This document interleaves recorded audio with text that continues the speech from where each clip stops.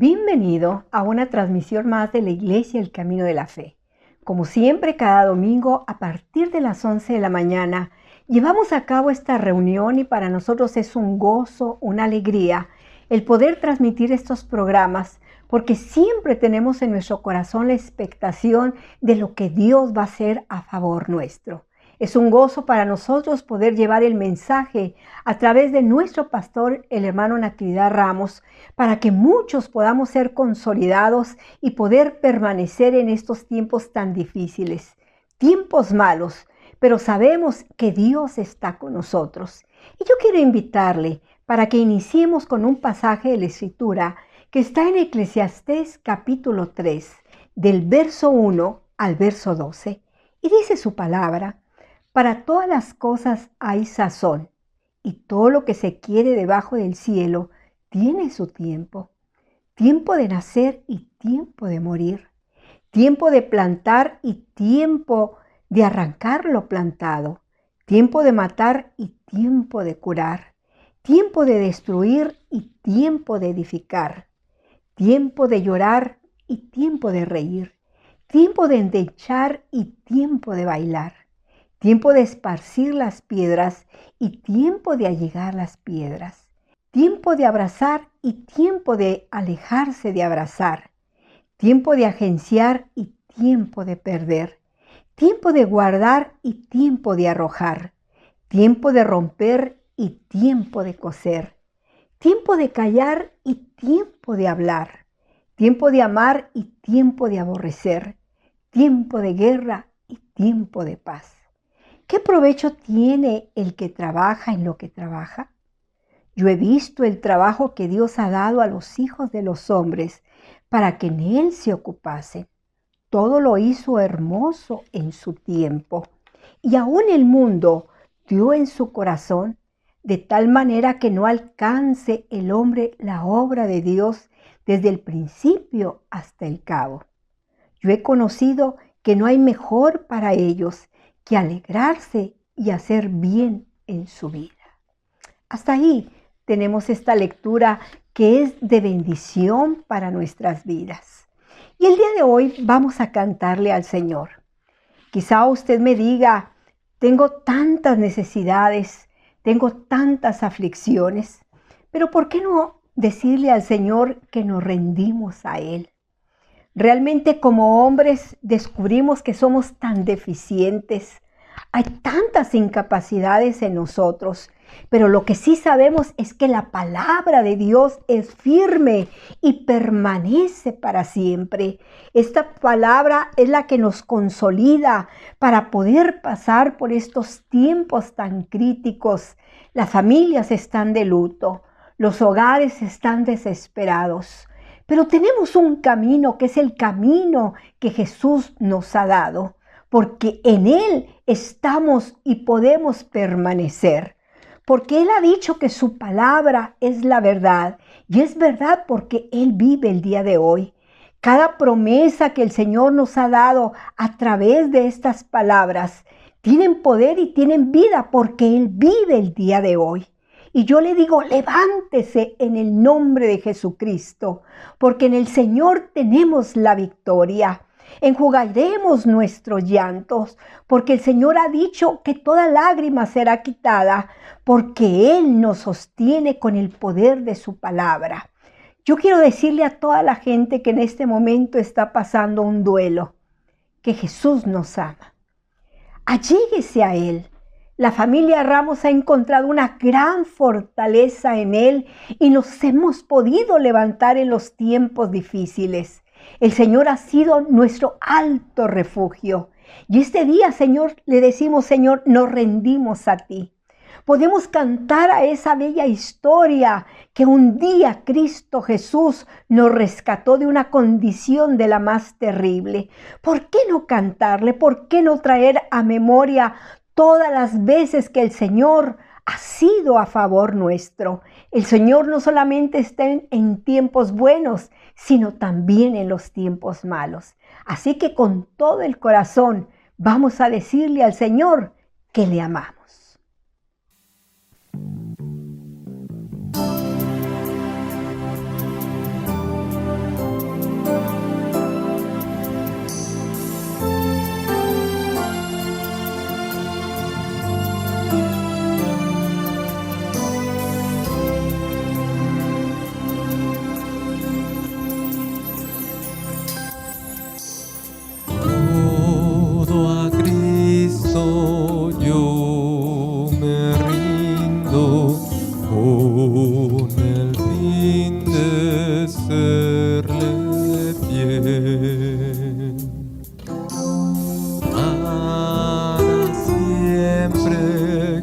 quiero amarle y agradarle solo a Él. Todo a Cristo yo me rindo, a sus pies postrado estoy. Los placeres he dejado y le sigo desde hoy. Yo me rindo a Él, yo me rindo a Él. Todo a Cristo yo me entrego, quiero serle fiel.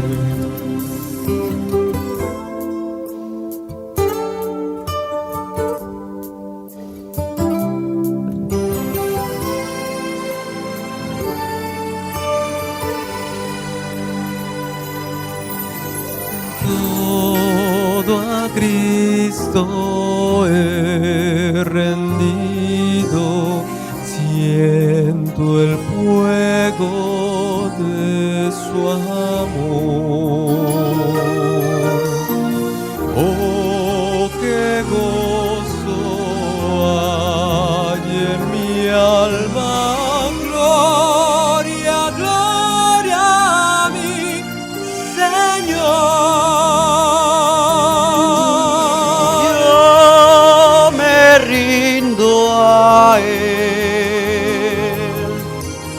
Yo me rindo a Él,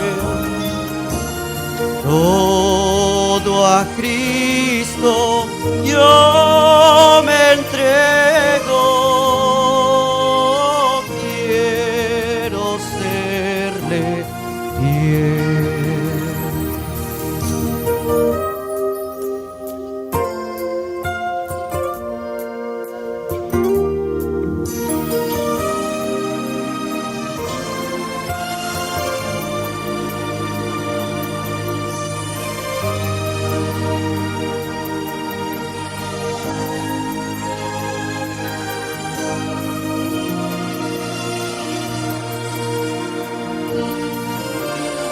Yo me rindo a Él, yo me rindo a Él, todo a Cristo yo me entrego, quiero serle fiel.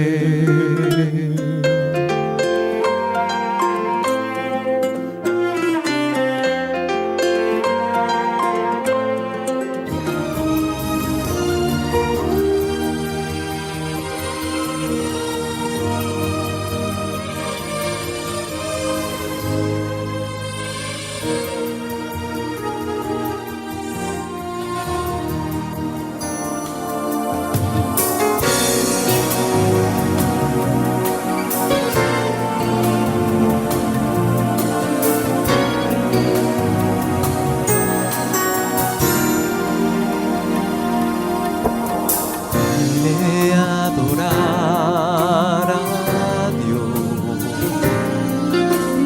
vine a adorar a Dios, vine a adorar su santo nombre, vine a adorar a Dios, vine a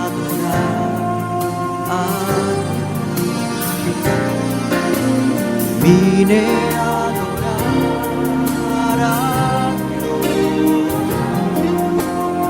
vine a adorar su santo nombre.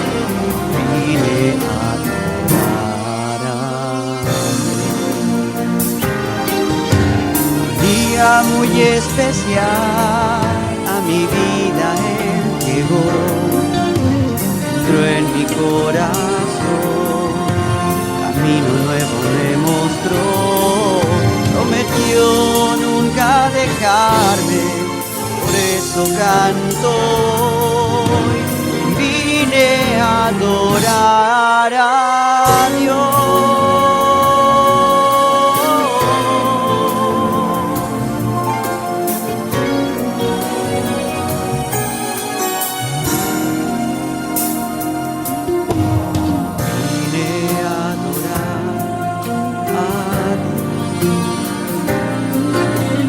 Vine a adorar a Dios, vine a adorar su santo nombre, vine a adorar a Dios. Día muy especial a mi vida Él llegó, entró en mi corazón, camino nuevo me mostró, prometió nunca dejarme, por eso canto hoy, vine a adorar a Dios.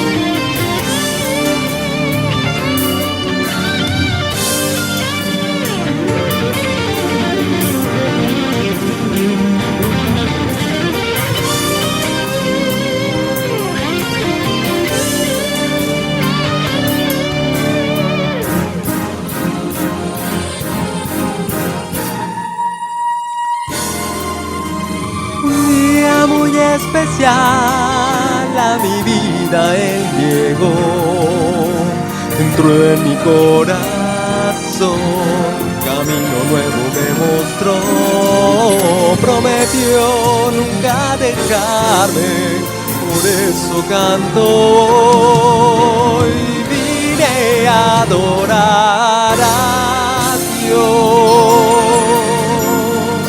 Vine a adorar.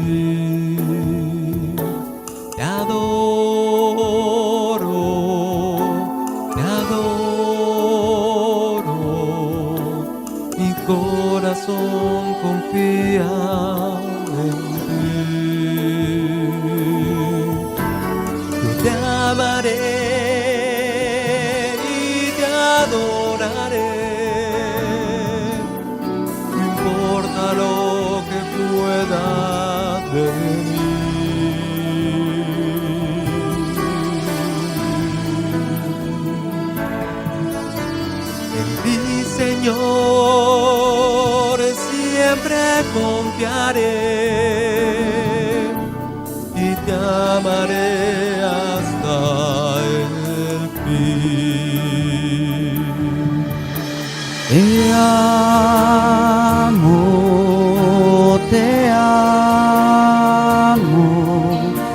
es todo lo que puedo decir.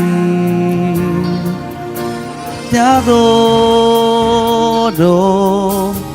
te adoro.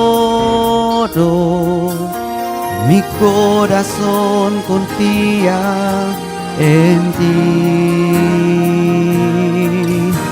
Yo te amaré y te adoraré.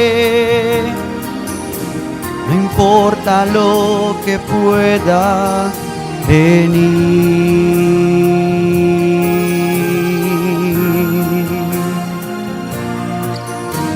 En ti, Señor, siempre confiaré y te amaré hasta el fin. Yo te amaré y te adoraré, no importa lo que pueda venir.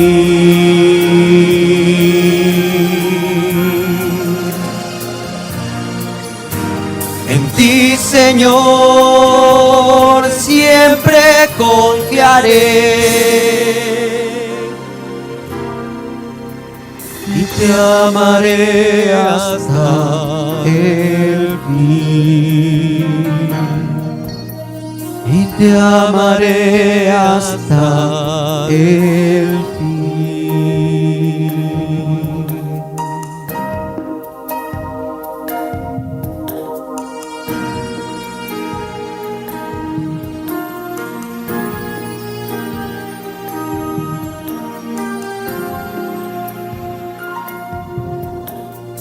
Tu fidelidad es grande, tu fidelidad incomparable es, nadie como tú, bendito Dios. Grande es tu fidelidad. Tu fidelidad es grande, tu fidelidad incomparable,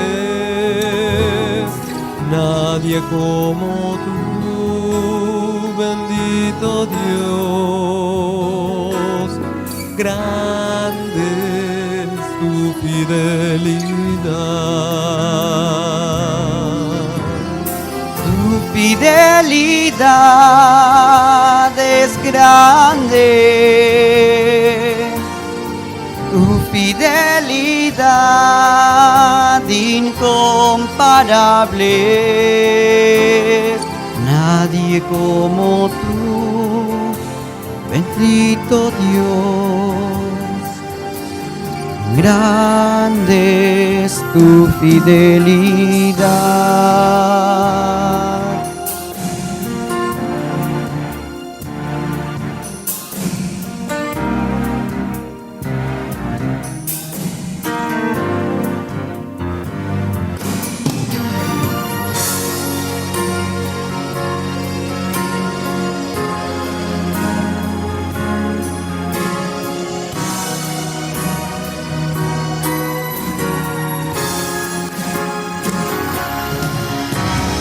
Tu fidelidad es grande,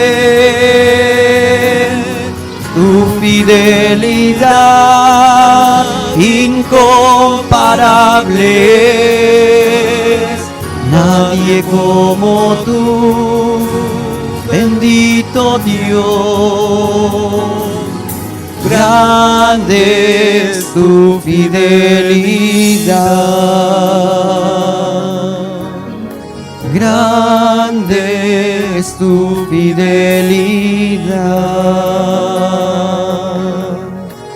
Grande es tu fidelidad.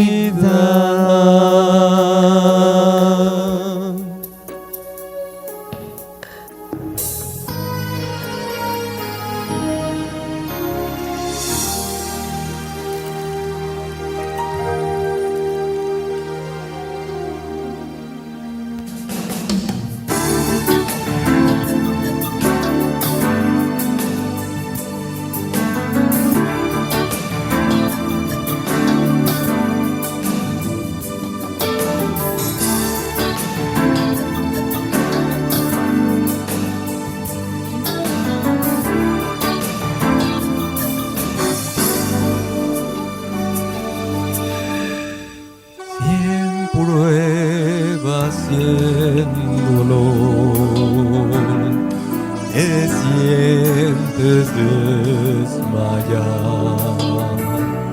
Hay en tu pobre ser mil culpas y pesar. Solo Dios podrá cambiar tu ser,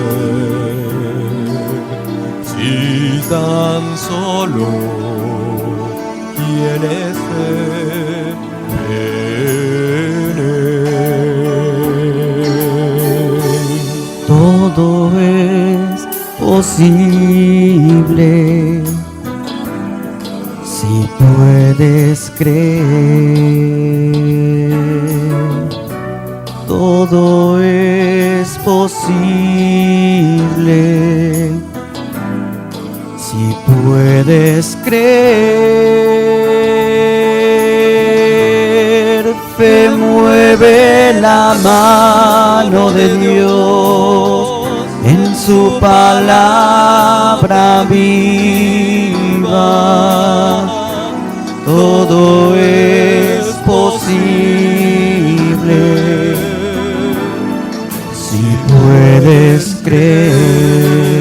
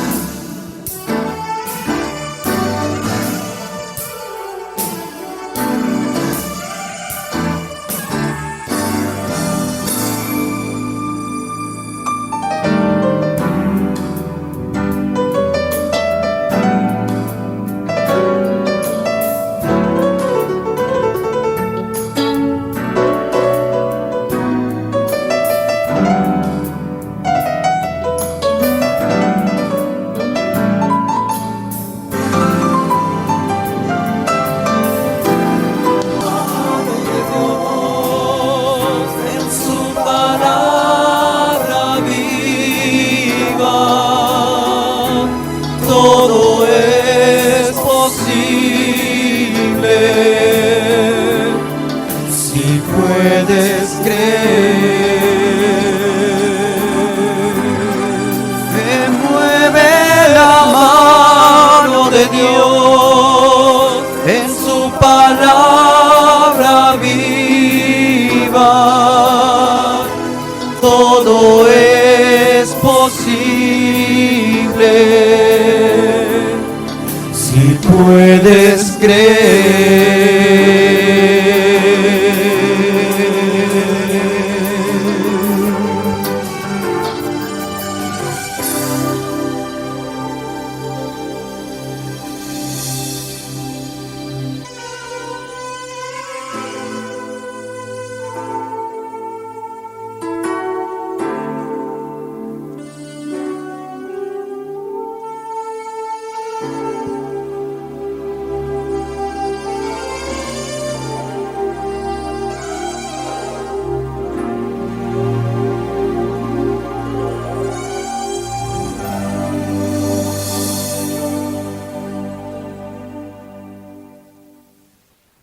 Gracias a Dios por esta preciosa alabanza. Yo sé que muchos el Señor ha tocado las fibras más sensibles de su corazón. Sin duda podemos levantar nuestras manos al Señor y decirle: Señor, ya no podemos. Pero este día la palabra de Dios le va a bendecir y le va a fortalecer. Y nosotros le decimos: comparte este mensaje de la palabra a muchos que el día de hoy necesitan ser levantados en el nombre de Jesucristo. Así que estamos listos para dejar este lugar a nuestro pastor, el hermano Natividad Ramos Ramos. Gracias a Dios.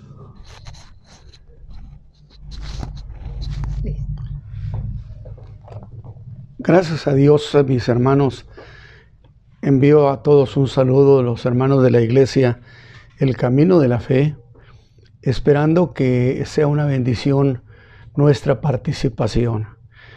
Y también a todos nuestros amigos que nos escuchan en diversas partes del mundo, también que esta palabra fortalezca, y mucho más en estos tiempos tan problemáticos en que el mundo entero está viviendo, en que está sometido a una gran presión que sin duda es un verdadero tiempo de dificultad. Y bueno, el mensaje de la palabra que vamos a tener esta mañana consiste todavía en seguir esa serie de mensajes acerca de la ruta ministerial del Señor Jesús. Es decir, desde que empezó su ministerio hasta que Él se fue a su Padre, habremos de ir haciéndole un seguimiento. Y yo dije cuando empecé esta serie de mensajes, en el sentido de que iba a ser lo más aproximado posible de una ruta cronológica, es decir, aquí estuvo hoy, pero para dónde se fue mañana, para dónde estuvo el siguiente mes o el siguiente año, que nos dé una idea muy clara del trabajo que el Hijo hizo mientras estuvo con nosotros. Y bueno, voy a leer la palabra en el capítulo 7 del Evangelio de Lucas, donde hemos estado ya con varios mensajes. Acuérdese usted que el mensaje anterior fue precisamente sobre aquel hombre que maravilló a Jesús. Era un centurión romano que le dijo al Señor: no soy digno de que entres debajo de mi techado, tan solo di la palabra y mi mozo sanará. Pero que no solo eso, sino que explicó por qué era que sucedían así las cosas. Y de veras que fue una lección extraordinaria de este hombre, que dije, maravilló al Señor Jesús. Pues precisamente después de eso, de que ha sanado al hijo del centurión allá en Capernaum, es lo que sigue en este mensaje el día de hoy. Y solamente voy a leer desde el 10 en adelante, del versículo 10 en adelante hasta el 17. Y vueltos a casa los que habían sido enviados, hallaron sano al siervo que había estado enfermo. Hasta ahí, el mensaje pasado. Y aconteció después, es decir, esto es lo que sigue después de esta sanidad del siervo, que él iba a la ciudad que se llama Naín, e iban con él muchos de sus discípulos y gran compañía.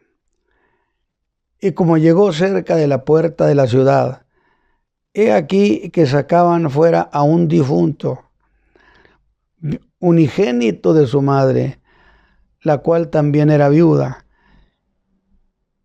y había con ella grande compañía de la ciudad.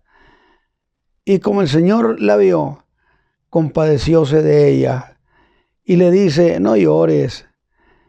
Y acercándose, tocó el féretro, y los que lo llevaban pararon, y dice: mancebo, a ti digo, levántate.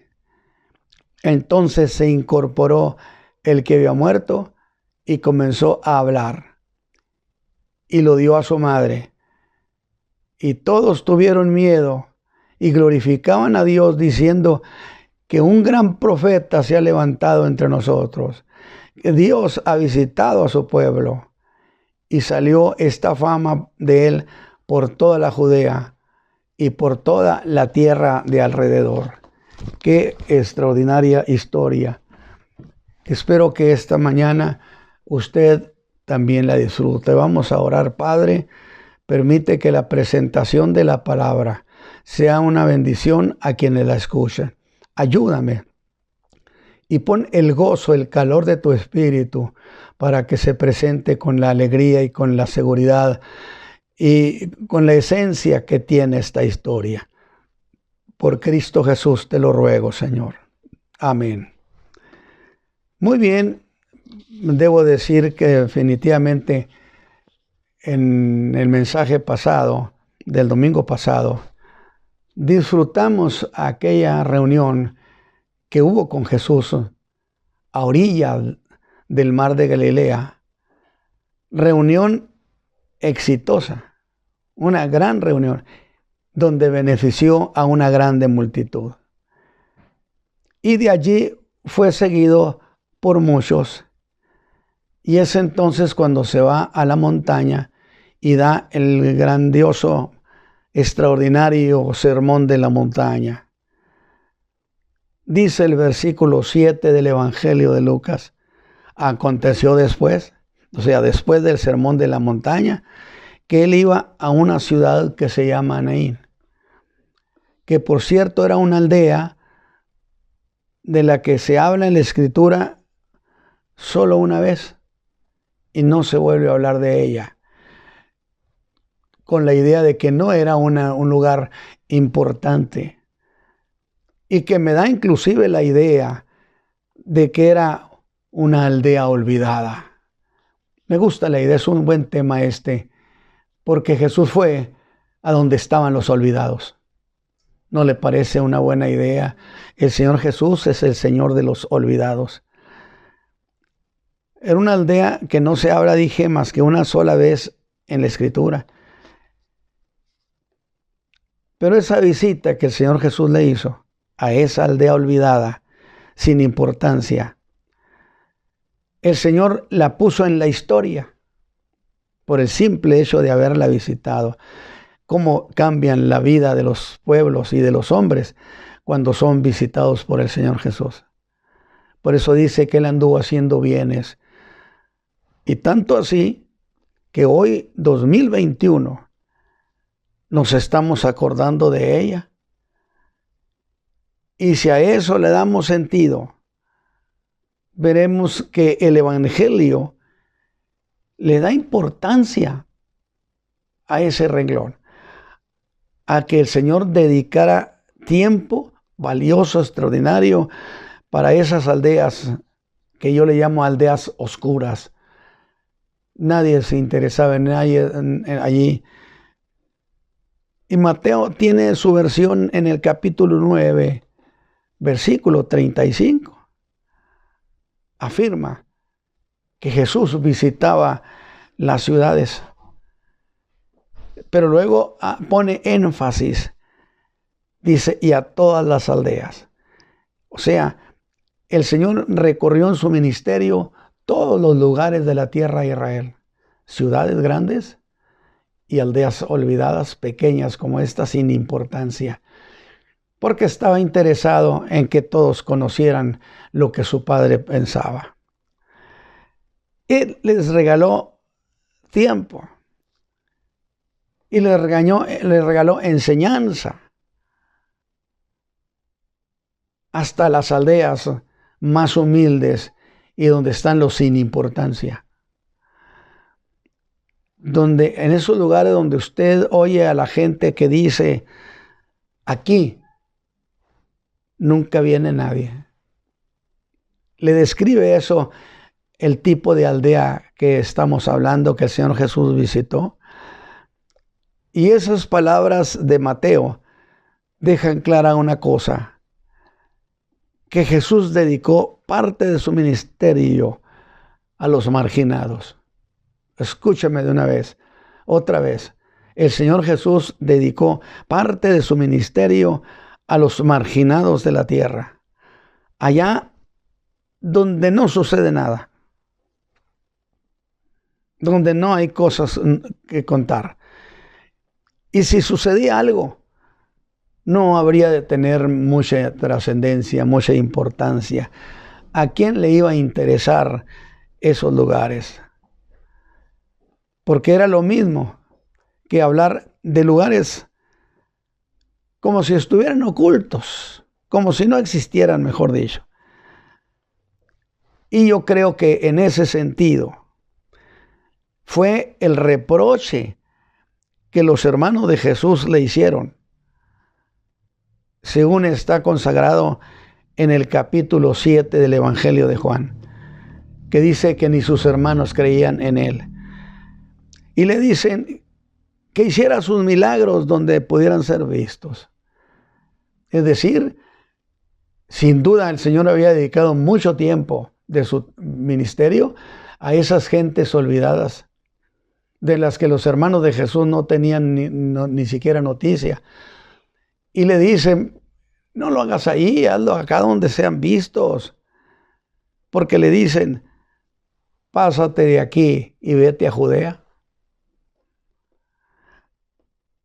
Allá, ve a donde tus milagros puedan causar impacto, puedan tener gran importancia. Porque si estas cosas haces, manifiéstate al mundo. Se le estaban aconsejando. Esa vez en esa última Pascua, cuando le dicen que si iba a ir, él dijo, vayan ustedes, mi tiempo aún no es venido. Manifiéstate al mundo. ¿A dónde? Allá en Jerusalén, donde está la gente importante, donde lo que hagas es conocido por toda la nación. Pero vea lo que le dicen y el cómo se lo dicen. Si haces estas cosas. Una manera de decirlo de los incrédulos. Si es que haces estas cosas. Están usando con él el lenguaje de los incrédulos. ¿Sabe por qué? Porque eran incrédulos. Que yo he hecho énfasis. Todo el ministerio del Señor Jesús, ellos nunca creyeron en él. Sin embargo, el Señor Jesús se fue a su Padre, pero no dejó una familia de incrédulos. Porque después que hubo resucitado, dice Pablo, se apareció a más de 500 hermanos y luego se le apareció a Santiago. Y entonces en el aposento alto, allí estaban ya su madre y sus hermanos esperando el poder del Espíritu sobre ellos. Es decir, habían creído cuando Jesús resucitó entre los muertos. Qué interesante. Y es lo que yo siempre he dicho, no se preocupe si sus familiares no han querido aceptar el Evangelio. Usted enséñeselos. Y el Evangelio, la palabra es poderosa para causar en ellos una convicción. Y entonces esto me hace pensar una cuestión. ¿Que jamás sus hermanos habían visto sus milagros? Medio mundo los había visto, por lo que se ve, menos ellos. Y yo digo, pues parece que no, que nunca habían visto sus milagros. Porque el Señor deliberadamente entonces les había negado esa bendición. Y entonces de esta manera es que entramos a la historia que se da en esa aldea de Naín. Cuando él llega a Naín, este tiempo era un tiempo cuando Jesús era muy popular fuera de Jerusalén. Sus discípulos formaban grupos muy numerosos. Y que he aclarado siempre, se le llama discípulo a aquella cantidad de gente que iba tras él y que creían en sus palabras, que nada tiene que ver con ser apóstol. Era esa gente que lo seguía. Formaban grupos muy numerosos. Y esta vez no solo iban con él sus discípulos, un numeroso grupo de discípulos, sino que el versículo 11 de este capítulo 7 dice que le seguía una gran compañía, es decir, gente que no estaba considerada como sus discípulos, pero que querían ser testigos presenciales de las cosas. Y eso siempre es una bendición. Ahora digo, es muy posible que fueran parte de aquellos que habían estado en esa gloriosísima reunión a la orilla del mar de Galilea, que fue una reunión de veras exitosísima. La gente se tiraba encima de él para tocarlo, los que tenían plagas, los poseídos, los leprosos, donde sanó a muchos. Y pienso que mucha de esa gente iba con Jesús rumbo a Naín. Así que estamos hablando de que lo acompañaba una numerosa cantidad de gente. Y llegan a la aldea de Naín. Ese día era un momento de duelo en esa aldea. momento de tristeza y de lágrimas, porque había muerto un jovencito. Porque nunca queremos, por supuesto, dejar que los nuestros se vayan. Queremos que se queden entre nosotros. Es muy legítimo. Era hijo único de una mujer que, para colmo de los males, era viuda. Y siendo así las cosas, sin marido y sin un hijo, le esperaba un futuro de soledad y de carencia. Pero Jesús llegó a Naín. Y ese mundo de posibilidades cambió. Ese mundo de tristeza y de soledad cambió completamente. Llegan a la aldea de Naín. Llegan a la puerta de la aldea de Naín. Y un cortejo fúnebre iba saliendo de esa aldea. Era mucha la gente que iba ahí. Dice que era acompañado de mucha gente. Gente que se había hecho solidaria con ella en su pena. Y yo siempre he dicho, cuando eso sucede, no existen palabras que consuelen. Podrán decirle a usted las mejores palabras, pero ¿qué consolaría a esta ancianita, a esta mujer? ¿Qué consolaría a esa mujer? Pues que su hijo viviera. Las demás cosas que le dijeran, por muy apropiadas que fueran, por muy cariñosas, por muy bien pensadas, serían eso, que de ella diría gracias, pero esas palabras no consolaban su corazón. Esa es la cuestión fundamental. Pero sí se hicieron solidaria con ella en su pena. Y aquí quiero marcar una cosa. Se hicieron solidarios, pero era todo lo que podían hacer por ella. Nosotros podemos solidarizarnos con algunos casos, pero es todo lo que podemos hacer. Y sin duda los comentarios entre esa multitud serían: pobre mujer, qué lástima. Y sería cierto, porque solo lástima podrían tener por ella. No podían ir más allá. Y a la salida de esa aldea, a la puerta,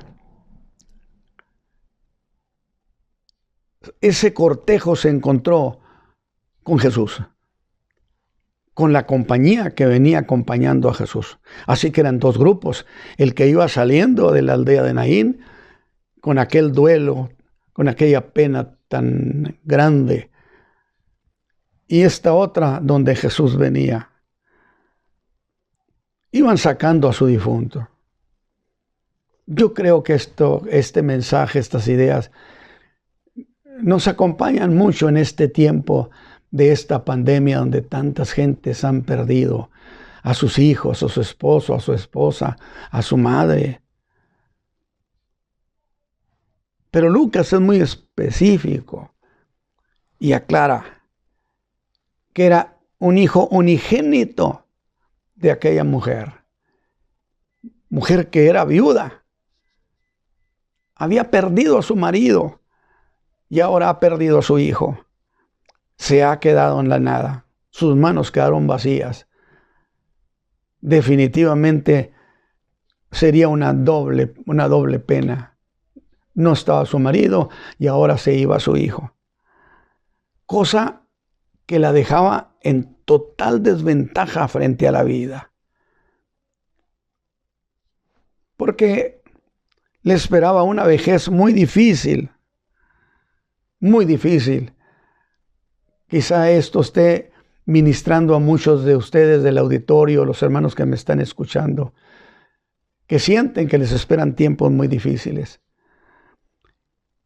Y la muerte de un hijo único y ser viuda era considerado como la más grande de las desgracias. Así que la desgracia de esa mujer era muy grande, como muy grande debía ser su llanto. Cierto que al panteón no iba sola. Pero ¿eso en qué cambiaba su pena? La gente se había hecho solidaria, las acompañaban, las rodeaban sin duda las mujeres a esa mujer viuda. Pero ¿eso en qué cambiaba? Esa es la cuestión fundamental que hemos dicho. Para el hambriento no hay mejor discurso que un pedazo de pan, y para el sediento no hay mejor discurso que un vaso con agua fresca. Y para el que tiene pena, solo aquello que le consuele completamente. Pero todo eso, dije, ese acompañamiento que es de admirar, ¿en qué cambiaba su pena? Si al cabo, cuando regresara a su casa quedaría como un desierto. Experiencia que nosotros hemos tenido. Porque aún rodeada de gente, la soledad es inmensa. La gente queda sola, aún en medio de mucha gente. Mucho más cuando esa gente se retira a su casa y usted se queda solo. Ahora, se nota que esta mujer era una mujer muy querida. ¿Por qué? Por el tamaño del cortejo que la acompañaba, que no era más que una evidencia, una muestra de la simpatía que sentían por ella. Definitivamente. Y al ir saliendo de la ciudad, Jesús iba llegando. Qué buena cosa. Cuando el Señor Jesús ve a alguien, cuando el Señor llega a la vida de alguien, algo va a suceder. Las manos no se quedan vacías, porque Él es el dador de las buenas cosas. Y una gran compañía iba con el Señor Jesús. Y le voy a decir algo, hasta discípulos de Juan iban allí, que también se colaban con el propósito a veces de criticar lo que Jesús hacía. Así que en ese momento, en esa salida, en la puerta de la ciudad, se encontraron dos grandes grupos. Uno, el que iba con el Señor Jesús, el príncipe de la vida. Por eso el título de este mensaje sería Cuando la muerte se encontró con la vida. El otro, con el difunto, para llevarlo a la sepultura. Y con toda legitimidad y emoción puedo decir que allí la muerte se encontró con la vida. Por eso insisto, ese es el tema de esta predicación. Cuando la muerte se encontró con la vida. Como dijo alguien, dos cortejos que se encuentran a la salida de la puerta de la ciudad. ¿Cuál de los dos cedería el paso al otro? Por supuesto que en un acto de respeto, Jesús y los que le seguían debían detenerse y cederle el paso a los que llevaban al difunto. Eso es lo que debería haber hecho el Señor Jesús con su cortejo, con su gente que lo acompañaba. Sí, eso es lo que hubiera de haber hecho. Si aquel muchacho se habría de quedar en la tumba, pero no iba a ser así. Es entonces cuando el cortejo del difunto habría de cederle el paso al príncipe de la vida, al Señor Jesús. Alabado sea Dios. Maravillosa historia. Porque esta es una historia real, no es una parábola, no es una figura para ilustrar. Sucedió, es un hecho histórico. Y yo quisiera a veces meterme en ese lugar para ver a esa mujer, para ver la pena que los embargaba. Y el Señor Jesús además ordenó que detuvieran el cortejo. Y yo no sé cuántas emociones han de haber subido en el alma de aquella mujer.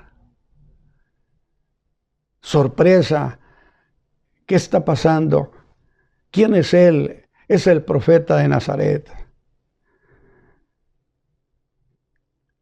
de lo que sí estoy yo seguro es que si algo quería esa madre, era volver a su hijo, volver a su hijo en la vida. Retenerlo, peleárselo y quitárselo a la misma muerte de las manos. Porque eso es lo que hacemos con los nuestros, los peleamos, hacemos todo lo que está a nuestro alcance. Si no se puede más, al hospital, aunque se quede la gente sin dinero, aunque tenga que gastar todo lo que tiene, pero en ese gastar todo lo que tiene es una pelea que está dando para quitárselo a la muerte de las manos.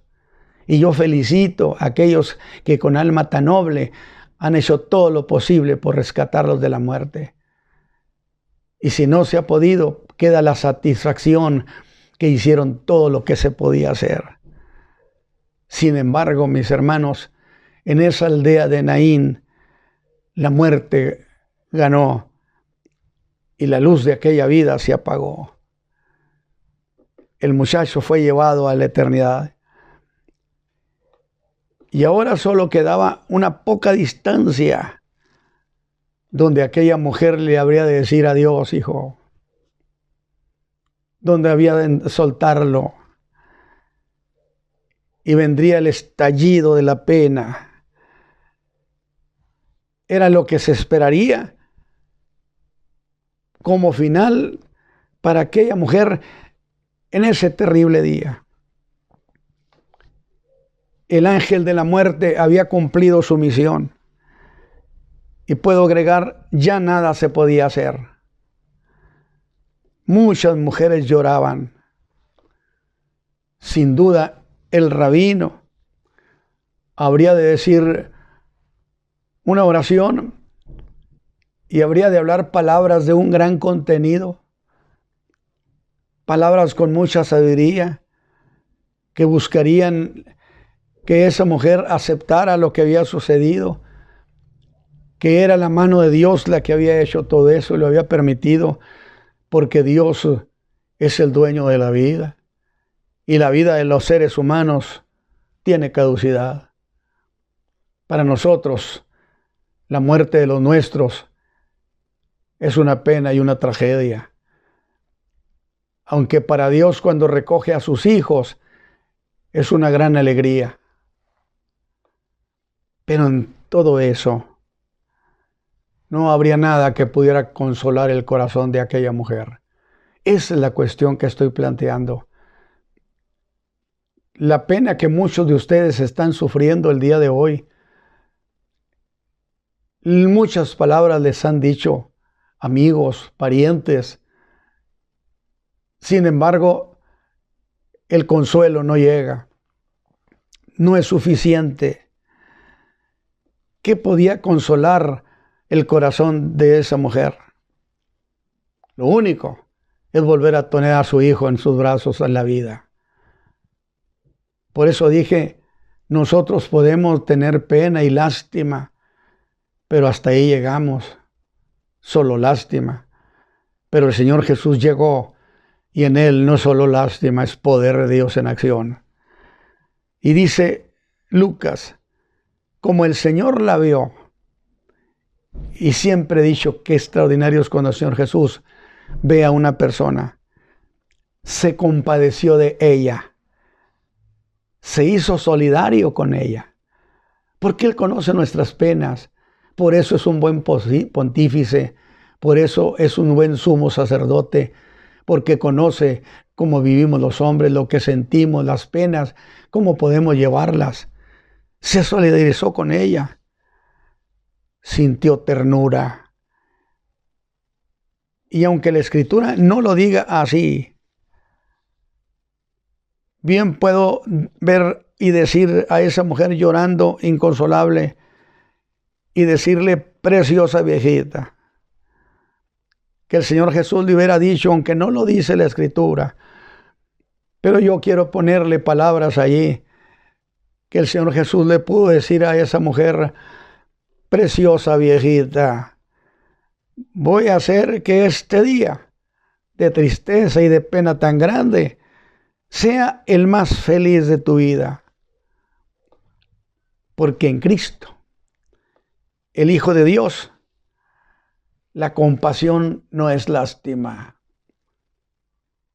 Dios tuvo compasión de la raza humana y nos rescató al precio de su propio Hijo.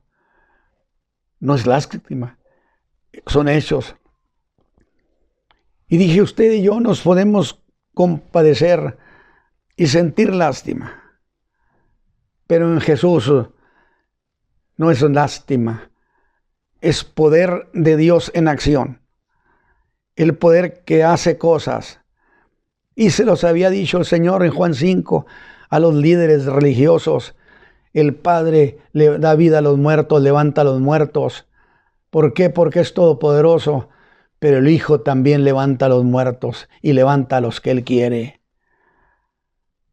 Y este era un caso importantísimo en la vida del Señor Jesús. Lo más glorioso sería regresarle a su Hijo a la vida.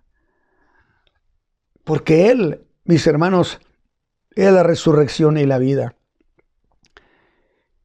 Y le da unas palabras a la mujer que parecían que no iban a tener ningún efecto sobre ella. Cuando le dice, no llores, que yo tengo una manera de decirle a la gente cuando llora, cuando nosotros lloramos, nos tocó llorar a los nuestros, cuando se nos fueron, cuando se nos fue nuestro hijo Eric. Alguien me dijo, no llore. Y yo le dije, ¿para qué crees que Dios me puso las lágrimas? Me las puso para desahogo de mi alma. Pero el Señor Jesús le dice, no llores. Son palabras que tienen una razón de ser. Porque ella iba envuelta en pena. ¿Cómo no iba a llorar? Y no olvide esto. Cuando el Señor Jesús dice algo, créale. Créale a cada una de sus palabras, porque Él no miente. No llores. ¿Por qué le dice no llores?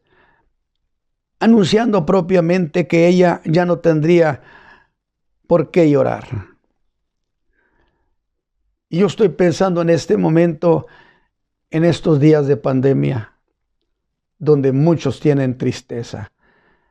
Las casas están prácticamente desoladas, de pena, de dolor, donde las familias no saben para dónde mirar, para donde quiera quedan sin salida. Posiblemente esa semana o este día hayan sido de esos días de muchas lágrimas. Muchos están quizá llorando ahorita mismo, con mucha pena. Créalos para usted.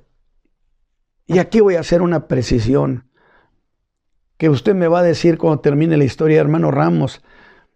Pero esa mujer se consoló porque le resucitaron a su hijo. ¿Cómo usted me puede ministrar a mí que me consuele? Si mi esposo, si mi esposa, si mi padre y mi madre se fueron y no se van a levantar de entre los muertos. No los van a resucitar como al hijo de la viuda de Naín. Es muy cierto. Pero entonces déjeme decirle esto. ¿Acaso es la única manera en que Dios puede consolar? Es decir, no solamente resucitando a los nuestros y entregándolos, y ahí está, tu hijo vive, que es maravilloso. Esa mujer debió saltar de alegría. Gloria a Dios para siempre. Sin embargo, muchos de ustedes dicen, pero eso no sucederá conmigo. Sí, pero ¿acaso el consuelo de Dios solamente tiene que venir resucitando a los nuestros? Si usted tiene mucha pena, mucha tristeza, pues habrá otras formas en que el Señor habrá de darle a usted tranquilidad y paz, certeza, es decir, donde usted sienta que las cosas vinieron de su mano. Es decir, no nomás resucitándole a los suyos, sino que el alma es ministrada por Él y le da paz, y le da tranquilidad, y le da futuro, le da ilusiones. Usted siente que tiene que seguir adelante. Ese es el consuelo que viene de Dios. Y a mí me fascinó en una de las predicaciones que hice sobre Corintios, donde dice que Dios nos consoló. ¿Con qué nos consoló? Con el mismo consuelo con que consoló a su Hijo. Es que precioso. Nos consuela con el mismo consuelo con que consoló a su Hijo. Créala para usted la palabra no llores. ¿Por qué no?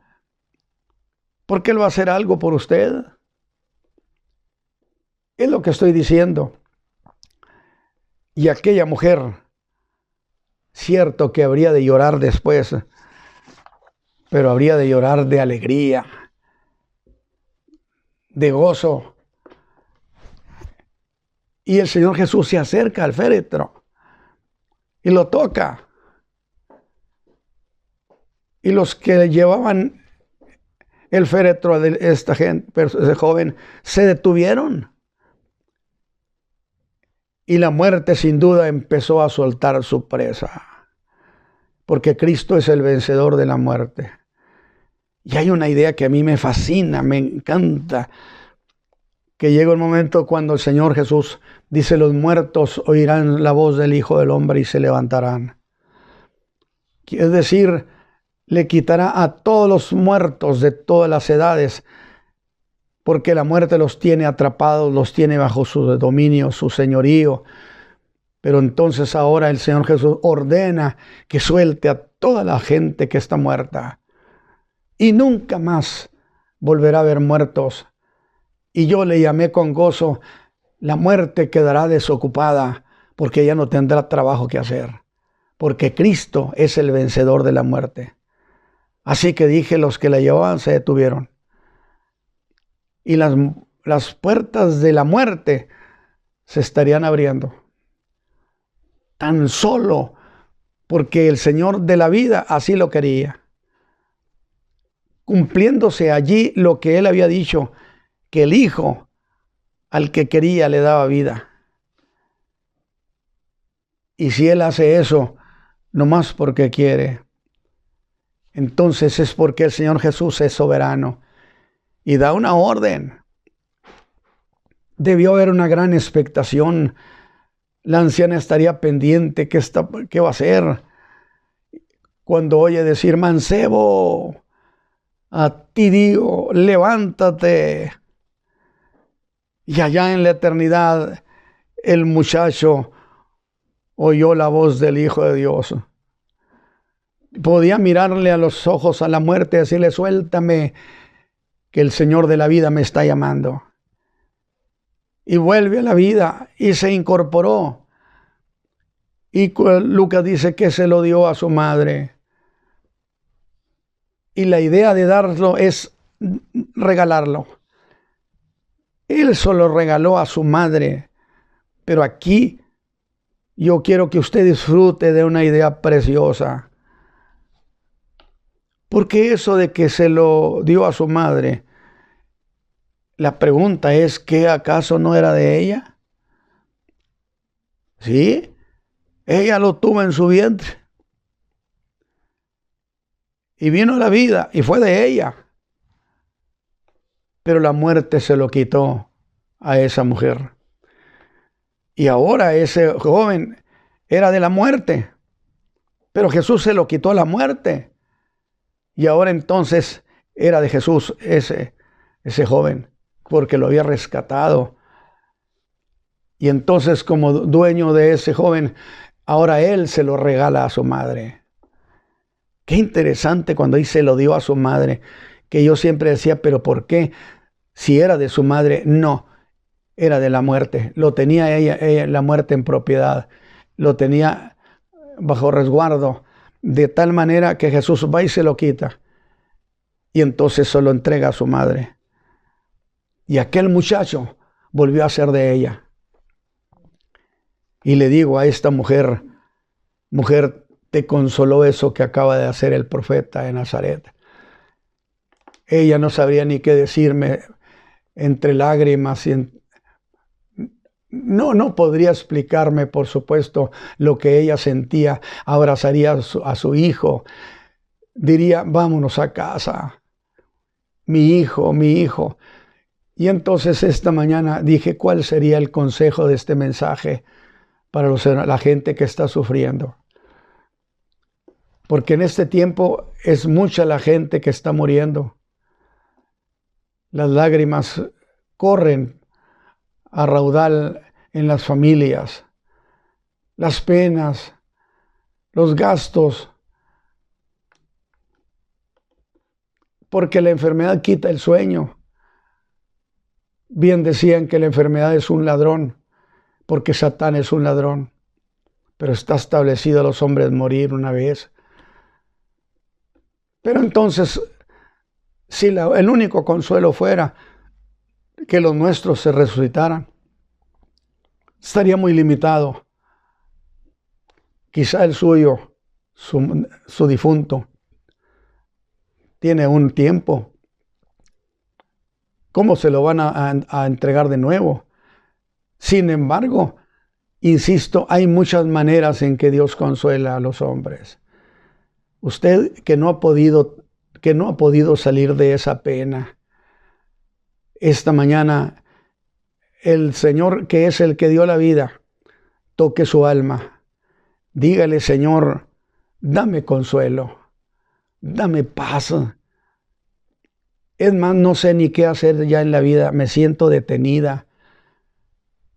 Estoy viéndome sin futuro. Dame consuelo, abriéndome un futuro, abriéndome camino, de tal manera que mi alma sienta cierta paz, tranquilidad. Muchos de ustedes estarán diciendo, él no aceptó al Señor. Yo le voy a decir algo. Usted y yo no sabemos lo que sucede en los últimos instantes de la vida de una persona. Si se le ha sembrado el Evangelio, lo más fácil es que la palabra opere en ese momento, el Espíritu de Dios presione para que en esos últimos momentos de la vida de esa persona clame al Señor y lo acepte como su Salvador, porque la palabra está sembrada. Así que no tengo manera de decir los caminos de la consolación, que sin duda son muchas, en muchas maneras se presenta. A nosotros la consolación nos vino a través de la solidaridad familiar. Que Dios entonces le entregue a su familia, que su Espíritu Santo incline el corazón de sus hijos, de sus parientes, a ser solidarios con usted que está sufriendo, y que haya en su corazón reposo, porque el Señor Jesús es el que da la paz que viene de Él, de su mano. Yo espero que esta mañana usted ore junto conmigo para decirle, Señor, que este mensaje nos dice que el consuelo que le diste a esa mujer fue hacer que su hijo regresara a la vida. Quizá eso no suceda conmigo, pero tú tienes muchas maneras de consolar el corazón de la gente, con tu palabra, con la cercanía de tu persona. Déjame sentirlo. ¿Quiere usted orar ahí donde está conmigo? Y decirle, Padre eterno, yo necesito ese consuelo. Mi corazón está abrumado, estoy triste. Y los problemas de la vida me esperan. La soledad golpeará mi alma, morderá mi alma. Yo te quiero pedir tu compañía. Que te acerques, Padre eterno, en el nombre de tu Santo Hijo Jesús, que te acerques a mí y que me des seguridad y paz. Que yo pueda sentir que no estoy sola, que no estoy solo, que tú eres un gran compañero. Padre eterno, por Jesucristo te ruego que esas cosas sucedan esta mañana con muchos de nuestro auditorio que nos están escuchando. Amén. Amén. Yo estaba pensando hace rato, mis hermanos, en el apóstol Pablo, de quien tenemos la figura de un hombre muy valiente, con los pies puestos sobre la tierra, un hombre rudo y duro para la vida, que podía quedarse solo. Yo siempre decía, estamos listos para quedarnos hasta solos en esa soledad, pero hasta que comprendí que cuando el apóstol Pablo se quedó solo en la prisión y todos sus compañeros se fueron y lo dejaron en Roma, la soledad le mordió el alma a ese gran apóstol. Necesitó compañía. Dígale, Señor, yo necesito la compañía de tu persona y de tu Espíritu Santo. No sé cómo sea, no sé cómo suceda, pero dame esa compañía, esa tranquilidad. ¿Sí? A grado que le escribe a Timoteo y le dice, ven, Timoteo, porque todos me han dejado. Y cambié entonces de opinión en el sentido de que la soledad tiene una gran ferocidad, carcome la paz de la gente. Y en esa soledad yo quiero que se ministre su espíritu sobre usted. Dígale, Señor, yo siento esa soledad, tengo temor de la vida, dame seguridad. Por Cristo Jesús te lo ruego. Amén. Yo espero que este mensaje, este corto mensaje, sea una bendición. Amén. Nos veremos el próximo domingo.